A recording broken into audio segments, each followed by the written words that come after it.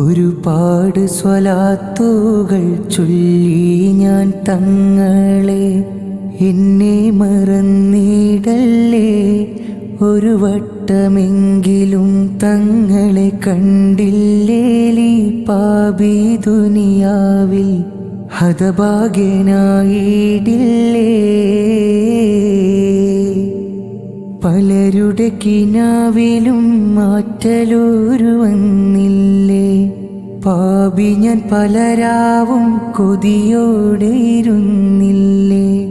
നൂറിൻ മുഖമൊന്ന് കാണുവാൻ കൊതിയേറെ, വൈകാതെ വന്നിടുമോ തങ്ങളൊന്ന് വന്നാശ തീർത്തിടുമോ.